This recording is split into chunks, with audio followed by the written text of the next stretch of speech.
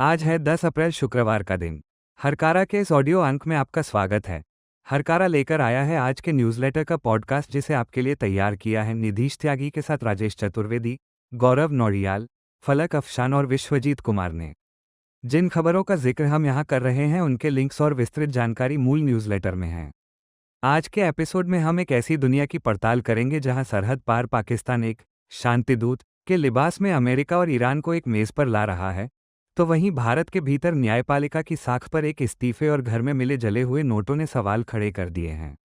हम बात करेंगे उस बंगाल की, जहां मतदाता सूची से लाखों नाम हटने पर राजनीतिक नरसंहार जैसे शब्द गूंज रहे हैं, और उस प्यासे भारत की, जहां जलाशय तेजी से दम तोड़ रहे हैं। कूटनीतिक चालों से लेकर शिक्षा संस्थानों में उत्पीड़न, पर्यावरण के नाम पर छिनती जमीनों और आस्था के नाम पर प्रदूषित होती नर्मदा तक, हर उस खबर का सच आज आपके सामने होगा जो आज के अखबारों और डिजिटल गलियारों में चर्चा का विषय है। अगले कुछ मिनटों में हम इन सभी खबरों का विस्तार से विश्लेषण करेंगे। द टेलीग्राफ में परन बालाकृष्णन का विश्लेषण बताता है कि दशकों तक अस्थिरता के केंद्र रहे पाकिस्तान ने अचानक वैश्विक मंच पर शांतिदूत बनकर सबको चौंका दिया है। इस्लामाबाद को एक किले में तब्दील कर दिया गया है ताकि अमेरिका और ईरान के बीच ऐतिहासिक युद्धविराम वार्ता सफल हो सके। फील्ड मार्शल असीम मुनीर ने सीधे वाशिंगटन से तार जोड़े हैं। विश्लेषकों का मानना है कि भारत इस समय कूटनीतिक केंद्र बिंदु से थोड़ा दूर नजर आ रहा है, जिसका कारण ट्रंप प्रशासन के साथ रिश्तों में आई हल्की ठिठक और ईरान के साथ बढ़ती दूरी को माना जा रहा है। अल जजीरा के लिए आबिद हुसैन की रिपोर्ट के मुताबिक पाकिस्तान का मुख्य लक्ष्य फिलहाल अमेरिका और ईरान के बीच संवाद को जीवित रखना है। उपराष्ट्रपति जेडी वेंस इस्लामाबाद पहुंच चुके हैं, लेकिन न्यूयॉर्क टाइम्स का दावा है कि यह संघर्ष विराम शुरू होते ही खतरे में है। इजराइल ने लेबनान पर अब तक का सबसे भीषण हमला किया है, जिसमें 89 लोग मारे गए। ईरान का कहना है कि जब तक लेबनान सुरक्षित नहीं, वार्ता बेमानी है। द इकोनॉमिस्ट और द न्यूयॉर्कर की सूसन बी ग्लासर के अनुसार इस पूरे संकट में डोनाल्ड ट्रंप एक लूजर की तरह उभर रहे हैं, क्योंकि उनकी कोई भी रणनीति पूरी तरह कामयाब नहीं दिखी है। मकतूब मीडिया की रिपोर्ट के अनुसार इलाहाबाद हाई कोर्ट के जज यशवंत वर्मा ने अपना इस्तीफा राष्ट्रपति द्रौपदी मुर्मू को सौंप दिया है। मार्च 2025 में दिल्ली हाईकोर्ट के जज रहते हुए उनके घर से बड़ी मात्रा में जले हुए नोटों के बंडल मिले थे। अरविंद गुनसेकर की रिपोर्ट बताती है कि जस्टिस वर्मा ने संसदीय जांच समिति को 13 पन्नों का पत्र लिखकर प्रक्रिया पर सवाल उठाए हैं। उन्होंने आरोपों को नकारते हुए कहा कि बरामद पैसा उनका नहीं था और उन्हें साक्ष्यों को देखने का सही मौका नहीं दिया गया। 100 से अधिक सांसदों की महाभियोग की मांग के बाद अब इस इस्तीफे ने मामले को एक नया मोड़ दे दिया है। डाउन टू अर्थ के लिए राजू सजवान की रिपोर्ट के अनुसार केंद्रीय जल आयोग की 9 अप्रैल 2026 की रिपोर्ट एक डरावनी चेतावनी है। देश के 166 प्रमुख जलाशयों में पानी का स्तर 44.71% तक गिर गया है। दक्षिण भारत में स्थिति सबसे बदतर है, जहां भंडारण क्षमता फरवरी के 59% से घटकर मात्र 33% रह गई है। बिहार का चंदन डैम पूरी तरह सूख चुका है। बढ़ती गर्मी के इस प्रकोप ने आने वाले समय में पेयजल और कृषि के लिए एक बड़े संकट की आहट दे दी है। द मूकनायक की रिपोर्ट के अनुसार तेलंगाना के सातवाहन विश्वविद्यालय में समाजशास्त्र की प्रमुख प्रोफेसर सुरेपल्ली सुजाता और छात्र कारिके महेश को अबन नक्सल बताकर प्रताड़ित करने का मामला सामने आया है। नागरिक समाज और तेलंगाना सेव एजुकेशन कमेटी ने इसकी कड़ी निंदा की है। विशेषज्ञों का आरोप है कि एक योग्य दलित महिला प्रोफेसर को पद से हटाना और उन पर माओवादी होने के निराधार आरोप लगाना हाशिए के समुदायों में डर पैदा करने की कोशिश है।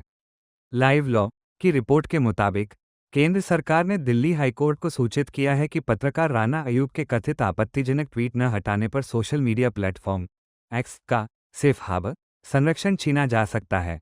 न्यायमूर्ति पुरुषेंद्र कुमार कौरव के सामने चल रहे इस मामले में सरकार का तर्क है कि ये ट्वीट सांप्रदायिक माहौल बिगाड़ सकते हैं। वहीं एक्स ने अदालत में कहा है कि इसके लिए सिविल मुकदमा चलाया जाना चाहिए था, न कि सीधे प्लेटफॉर्म पर कार्रवाई। हरकारा डीप डाइव में निधीश त्यागी और विवेक मुखर्जी ने बताया कि चुनाव आयोग की विशेष प्रक्रिया के तहत बंगाल में करीब 91 लाख मतदाताओं के नाम हटाए गए हैं। राजनीतिक अर्थशास्त्री परकला प्रभाकर ने द वायर के वेणु के साथ चर्चा में इसे रिक्तहीन राजनीतिक नरसंहार कहा है। दामिनी नाथ और जतिन आनंद की रिपोर्ट चौंकाती है कि 44 ऐसी सीटें हैं जहां हटाए गए मतदाताओं की संख्या 2021 की जीत के अंतर से भी कहीं अधिक है, जो आने वाले विधानसभा चुनाव के नतीजों को पूरी तरह पलट सकती है। पत्रकार स्वाति चतुर्वेदी और परंजॉय गुहा ठाकुरता द्वारा साझा किए गए विवरण के अनुसार मुख्य चुनाव आयुक्त ज्ञानेश कुमार और टीएमसी प्रतिनिधिमंडल के बीच तीखी बहस हुई।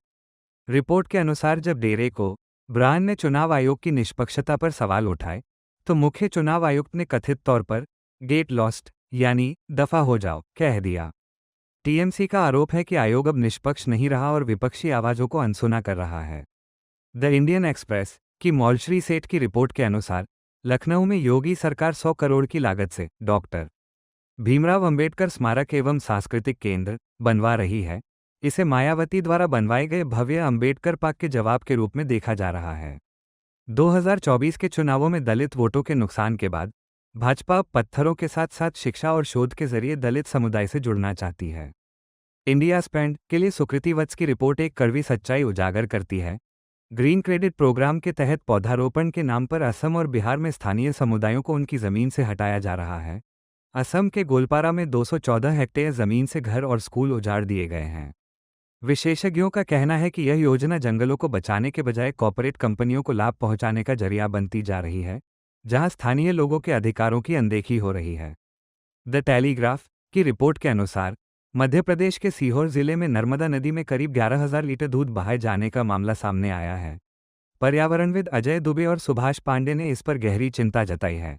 उनका कहना है कि इतनी बड़ी मात्रा में जैविक पदार्थ पानी में जाने से ऑक्सीजन का स्तर गिर जाता है, जिससे जलीय जीवों की मौत हो सकती है और स्थानीय लोगों के पीने के पानी की गुणवत्ता खराब होती है।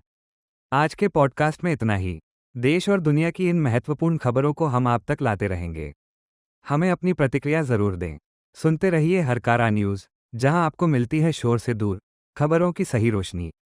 फिर मिलेंगे। नमस्कार।